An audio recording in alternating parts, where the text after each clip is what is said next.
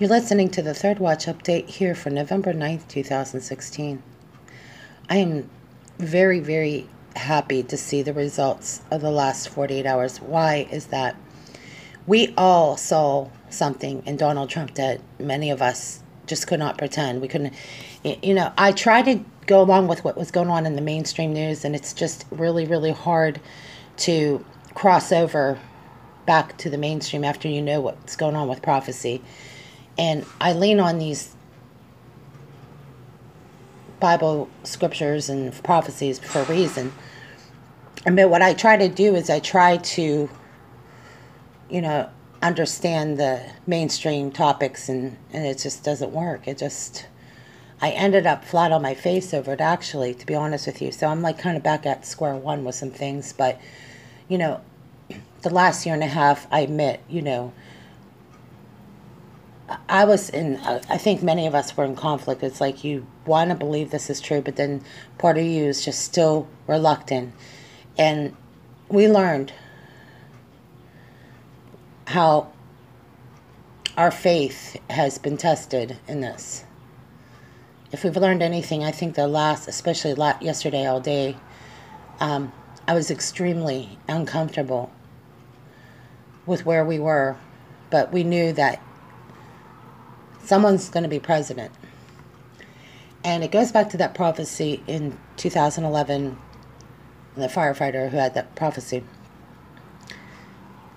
that it just reaffirms exactly what we were hoping that would come to pass, is that when God speaks to people, he speaks to people. And we have leaned on those people for understanding. And what we really need to do is read the scripture in the Bible. But prophecy is being fulfilled, and it's just, you can't pretend that it's not. And if you listen to the prophecy of the firefighter in a link below, you'll get fully what's going on there.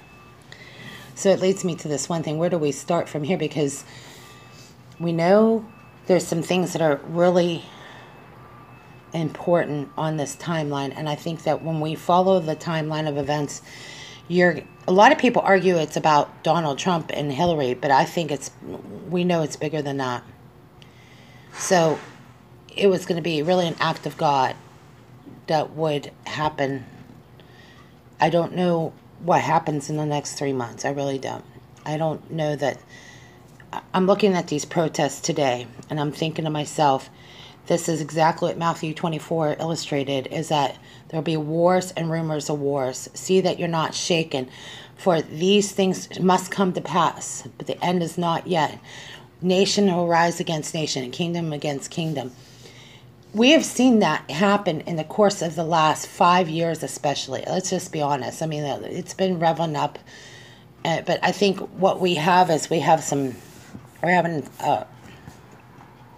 say that some things are just kind of leveling off for a little bit.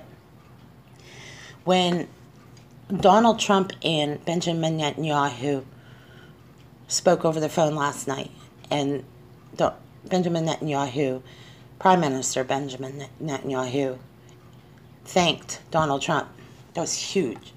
We're really, really, really should be thankful, because peace with Israel is a good start. Being on the right side of this on Bible history is a good start. I don't want to aggravate an already bad situation, but what I'm seeing in these protests is I see a lot of kids that had probably zero parenting. I don't know where they came out of the woodwork, but you're seeing, I think there's like 10 different protests right now in various cities throughout the United States, and I think there's probably going to be more. I don't know how it's funded. I'm not going to get into figuring all that out, but when I saw some nefarious things going on in these crowds, on one side they're chanting peace. It goes back to Daniel. When they say peace and security, then sudden destruction.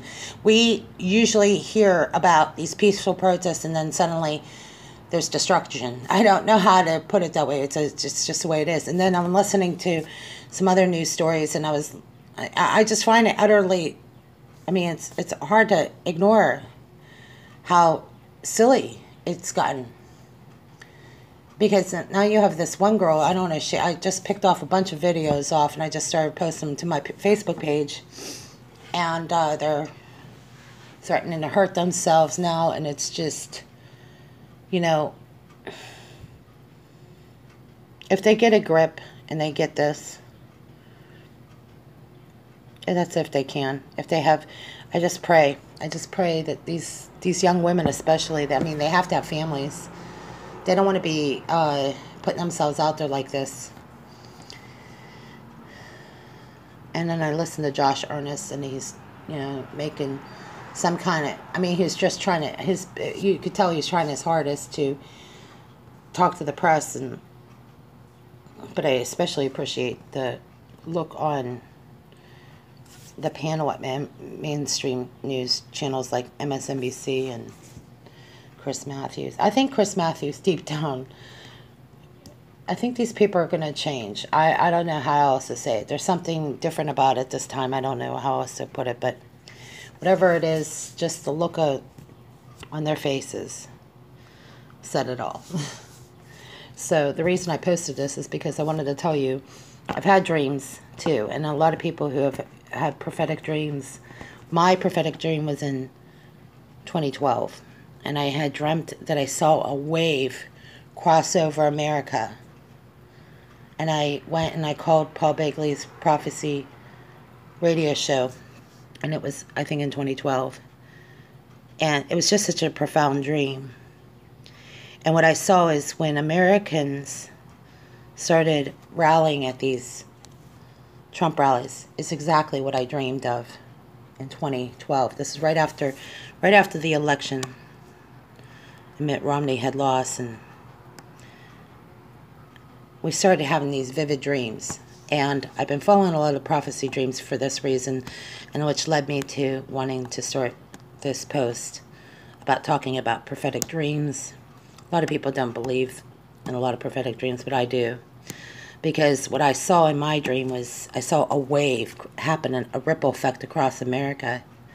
And at this time, things were really tough in America. We just got done with the election in 2012. There was a lot of depressed people at that point.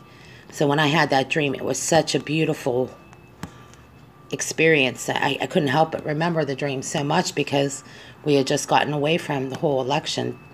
I ended with this, that when I share prophecy and stories, I think the dreams are just profound, and they happen at such a timely, well, they just happen at the perfect time. Thank you for listening.